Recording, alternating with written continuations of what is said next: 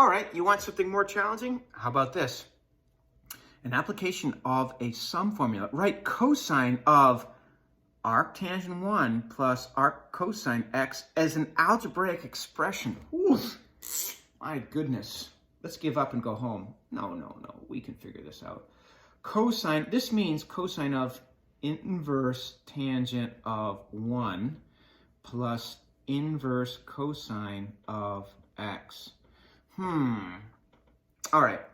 Well, this looks like cosine of something plus something else. So we can model this on cosine of alpha plus beta. Playing the role of alpha today is inverse tangent, and playing the role of beta is inverse cosine of x, inverse tangent of 1. So clearly, this is going to give us cosine alpha cosine beta minus sine alpha sine beta. And let's draw some pictures here. Inverse tangent of 1. Well, inverse tangent, don't forget, open circle, dark side of the moon is over here, ASTC. Where is inverse tangent positive? Whenever you see this -1 dangling in the air, you're looking for the angle. Oh, there it is. So if this is 1, then we could say it's root 2 over 2 over root 2 over 2. That's opposite over adjacent, because they gave us that ratio. So I've just complied with what they said. Can you see that our angle here will be 45 degrees? How about inverse cosine of x? Well, in this case,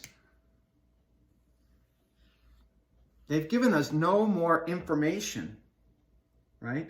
So let's assume we're in the first quadrant, because they didn't say we can't.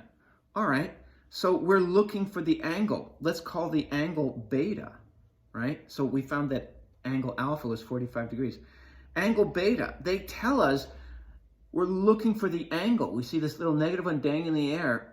We're looking for the angle. This must be the ratio, x over 1. Oh, what is that? That's adjacent over hypotenuse. So what must this side be? We know that, let's do some math down here. X squared plus, we'll call this a small b squared equals 1. So b squared equals 1 minus x squared.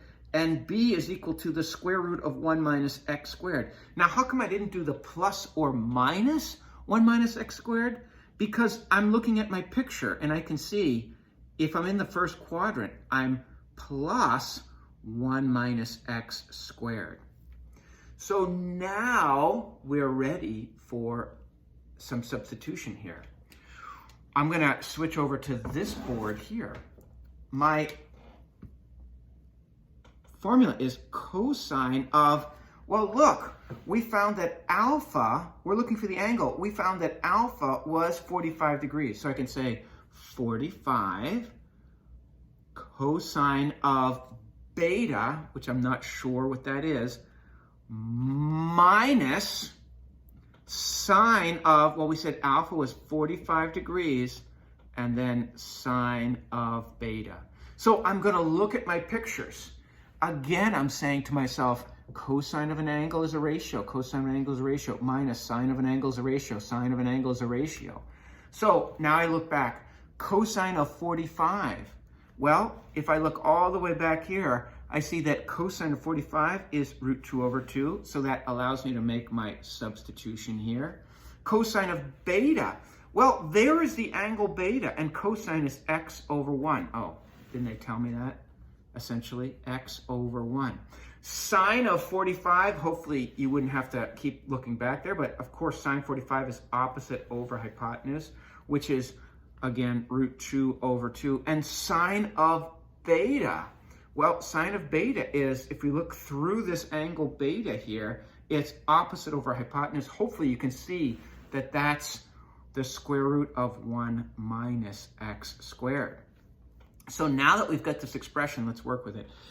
Root 2 times x is, what do I want to call it, root 2x, or just, I'll call it root 2 times x over 2. Now, the root 2 is not absorbing that x. The x is outside of that.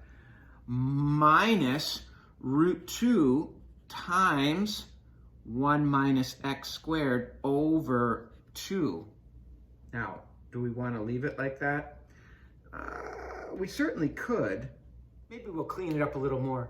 I know that if I have root a times root b, that gives me root ab. And that's for any variables ab. So that's what allows me to write this as root 2 times 1 minus x squared. You will need that parentheses because you're multiplying that by both.